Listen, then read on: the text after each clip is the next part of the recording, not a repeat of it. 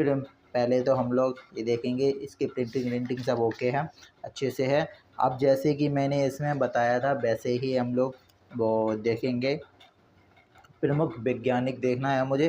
प्रमुख वैज्ञानिक इसमें देखो पहले ही रहा है 131 पेज नंबर पे हमको जाना है सीधा। 131 पेज नंबर, ये हमारा 135 आ गया, ये हमारा 131 नंबर, ये हमारा हो गया। जैसे कि दिखा पा रहे हैं, अब क्लियर थोड़ी बहुत दिख रही होगी, है ना। हाँ, फर्स्ट है हमारा हेनरी बेकलर। हेनरी बेकलर ये कहाँ के थे? ये फ्रांसीसी वैज्ञानिक थे। इन्होंने रेडियो एक्टिविटी तथा गामा किरणों की खोज की थी। इन्होंने क्या किया था? रेडियो एक्टिविटी और गामा किरणों की इन्होंने खोज की हुई थी। कब की थी? 1800। ये तो उनका जीवन काल लिखा हुआ है, लाइफ पीरियड लिखा हुआ है 1852 से 90 कितना है 1908। ठीक है। नील बोहर ने किसकी परमाणु संरचना की रचना जो है, परमाणु की संरचना की रचना ये हमारी नील बोहर ने की थी।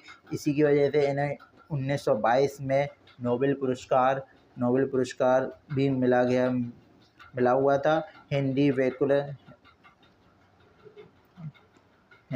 नहीं है, सॉरी, ये हेनरी कैवेंडिश ये ब्रिटिश वैज्ञानिक थे। कहाँ के वैज्ञानिक थे? ये ब्रिटिश वैज्ञानिक थे। इन्होंने हाइड्रोजन के तत्व की खोज की थी। हाइड्रोजन एलिमेंट की खोज की हुई थी। जेम्स चैडविक ने किसकी की थी? जेम्स चैडविक हमारे ब्रिटिश ही के थे, जैसे हेनरी कैवेंडिश थे जिन्होंने हाइड्रोजन तत्व भी की थी। ये हमारे ब्रिटिश ही के थे, जिन्होंने 1932 में परमाणु की रचना में विद्युत आवेश रहित परमाणु कर न्यूट्रॉन की अरे सीधी सी बात समझ लो, जेम्स चैडविक इन्होंने हमारी ये न्यूट्रॉन की खोज की थी। कॉपरनिकस ने हमको एक रूल दिया था, पृथ्वी स्थिर, एक कथन बोला था, पृथ्वी स्थिर नहीं है और सूर्य चारों ओर घूमती है। मैडम क्यूरी ने किसकी खोज की थी? मैडम क्यूरी ने रेडियम की खोज की थी और इनको भी नोबेल पुरस्कार मिला था 1903 व 1911 में। इन्हें नोबेल पुरस्कार, वो भी 2 बार नोबेल पुरस्कार मिला हुआ था। अब इस पे आ जाओ, जॉन डॉल्टन ने ये ब्रिटिश के थे। परमाणु के सिद्धांत का प्रतिपादन किया था।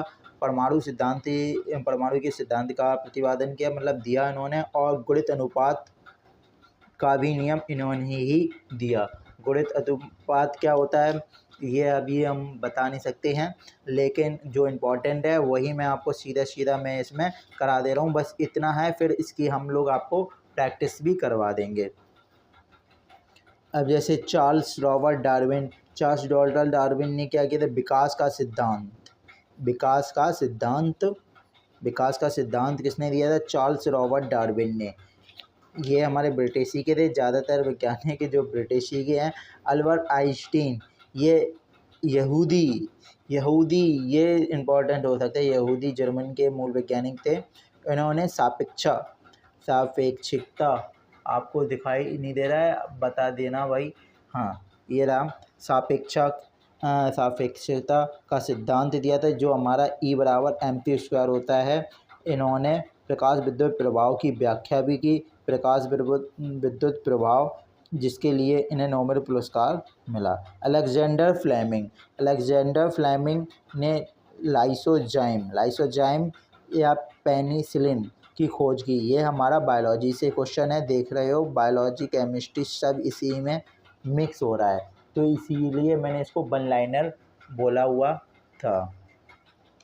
गैलीलियो ने किसकी खोज की थी? एक तो इन्होंने गति के जड़त्व का नियम दिया हुआ था और टेलीस्कोप का भी इन्होंने निर्माण किया हुआ था।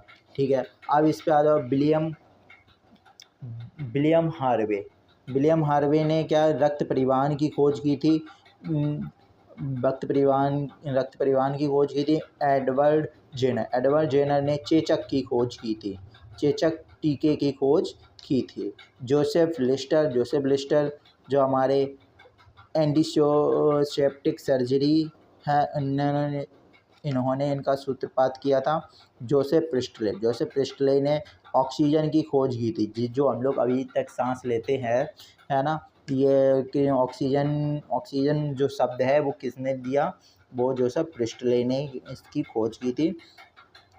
डब्ल्यू सी रॉन्टेजन को इन्होंने एक्सरे की खोज की थी। जो हम लोग एक्सरे कराते हैं, एक्स किरणों के रॉन्टेजन रेंज भी कहते हैं। ये एक्स्ट्रा नॉलेज है, इसको याद रखो चाहे ना रखो कोई बात नहीं। रॉबर्ट हुक ने मृत पादप ऊतक में कोशिकाएं देखी और इन्होंने इसको सेल की संज्ञा दी। मतलब संज्ञा का मीन समझते हो, नाम दिया। कब दिया? 1665 में। और कैसी कोशिका इन्होंने खोजी? मृत कोशिका खोजी। अर्नेस्ट रदरफोर्ड इन्होंने परमाणु के नाभिक की खोज की। आर्यभट्ट के बारे में आप लोग जानते ही हैं। ये भारत के प्राचीन खगोलज्ञ एंड गणितज्ञ थे, जिनकी रचना आर्यभट्टीय कहलाती है। ठीक है, अपनी नाम से उन्होंने किया। इन्होंने क्या बताया? पृथ्वी अपने अक्ष पर घूमती हुई सूर्य की परिक्रमा करती है। इन्होंने बताया कि पृथ्वी जो है, फिर से मैं बता दे रहा हूँ, आर्यभट्ट पे मैं था। आर्यभट्ट भारत के प्राचीन खगोलज्ञ गणितज्ञ, मतलब मैथमेटिशियन मान लो, या मैथमेटिशियन भी थे, और जिसकी रचना आर्यभट्टीय कहलाती है। इन्होंने गणित एवं खगोल के कई महत्वपूर्ण कार्य किए। सबसे पहले इन्होंने ये बताया कि पृथ्वी अपने अक्ष पर घूमती हुई सूर्य की परिक्रमा करती है। ठीक है। जगदीश चंद्र बोस भी हमारे भौतिकी विज्ञान भारतीय वैज्ञानिक थे, जिन्होंने मार्कोनी से भी पहले बेतार प्रणाली का प्रदर्शन किया। और इन्होंने क्रेस्टोग्राफ नामक यंत्र का आविष्कार किया। अब चंद्रशेखर वेंकट रमन, इन्होंने किसकी? चंद्रशेखर वेंकट रमन ने किसका आविष्कार किया है और इन्हें क्या मिला? रमन प्रभाव के लिए इन्हें 1930 में भौतिकी के क्षेत्र में नोबेल पुरस्कार मिला। किसके क्षेत्र में? भौतिकी, फिजिक्स के फील्ड में इन्हें नोबेल पुरस्कार मिला। उनके द्वारा रमन प्रभाव 28 फरवरी के अधिकृत हुआ, जिसके महत्व को देखते हुए प्रति 28 फरवरी को भारत में राष्ट्रीय विज्ञान दिवस भी मनाया जाता है। मतलब 28 फरवरी को कौन सा दिवस? ये हमारा डे स्टैटिक जीके का क्वेश्चन बन जाएगा। यहाँ से स्टैटिक जीके का क्वेश्चन बन जाएगा। 28 फरवरी कौन सा दिवस मनाया जाता है? राष्ट्रीय विज्ञान दिवस किसकी स्मृति में मनाया जाता है? ये हमारा चंद्रशेखर वेंकट रमन, इनको सीवी रमन भी बोल देते हैं, सीवी रमन, है ना। अब आज की वीडियो में इतना ही रहने देते, क्योंकि ये हमारे कोई इतना इम्पोर्टेंट नहीं है। अब इनके बारे में कोई नहीं पूछता है, पहले पूछे जाते थे, है ना, लेकिन अब इनके बारे में, लेकिन ये हमारा इम्पोर्टेंट है। अरविंद खुराना इन्होंने आनुवंशिकी के प्रोटीन संश्लेषण अत्यंत उल्लेखनीय अनुसंधान किया है। आनुवंशिकी कोड की खोज की। अरविंद खुराना ने आनुवंशिकी खोज की और 1968 में इन्हें अमेरिकी सहकर्मियों के साथ में चिकित्सा विज्ञान में नोबेल पुरस्कार भी प्राप्त हुआ है। इनको भी नोबेल पुरस्कार प्राप्त हुआ। अब चलते हैं